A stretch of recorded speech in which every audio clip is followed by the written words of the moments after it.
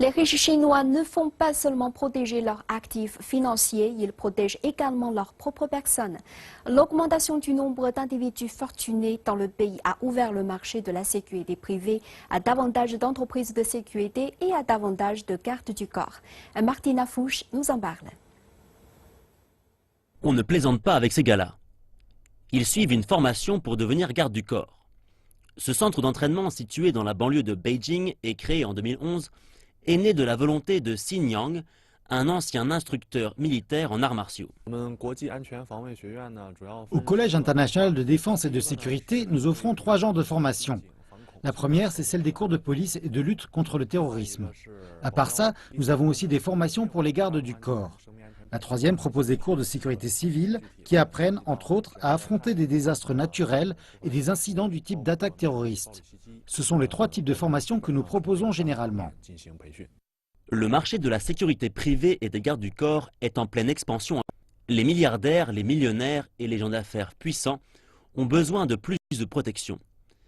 Et parfois, les gardes du corps deviennent les symboles du statut particulier et du prestige de ces riches individus. Les entreprises de sécurité privée n'ont été légalisées par la loi chinoise qu'en 2010.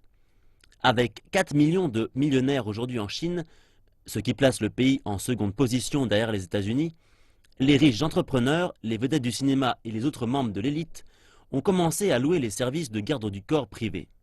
Et le secteur peut encore largement se développer.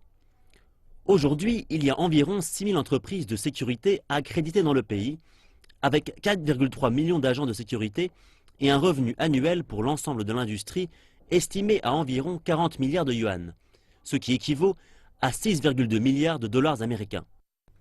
L'industrie de la sécurité en Chine se développe progressivement et tout spécialement dans le domaine de la protection des personnalités sur le marché des gardes du corps.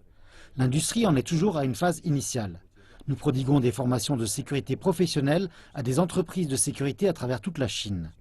Nous assurons aussi des leçons spéciales à des gardes du corps professionnels en fonction de leur qualification et de leurs responsabilités. Parmi les clients de M. Xin, on compte des représentants du gouvernement, de grandes entreprises, des personnalités en visite en Chine et de grandes fortunes du pays. C'est le site d'entraînement d'une autre entreprise, l'agence de sécurité Bojing, dans la banlieue de Beijing. Ici, on y voit les agents se concentrer sur le combat à main nue plutôt que sur l'entraînement avec armes à feu ou le kickboxing, la conduite tactique et les arts martiaux. En tant qu'étranger, je ne suis pas autorisé à pénétrer dans cet espace qui se trouve sur une zone militaire. La demande de sécurité privée et de garde du corps augmente au rythme de la croissance économique chinoise. Les agents de sécurité privée et les gardes du corps interviennent là où la police est défaillante. Nous protégeons nos clients avant que quelque chose n'advienne, alors que la police n'intervient qu'après l'accident. Nos activités peuvent réduire la charge de travail de la police.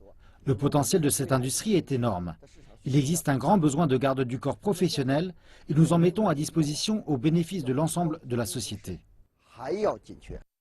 La Chine est globalement un pays sûr où les crimes violents sont relativement rares. Cela est largement dû au fait qu'il est très difficile d'accéder aux armes à feu dans le pays. Mais la situation peut devenir plus dangereuse au fur et à mesure de l'enrichissement personnel.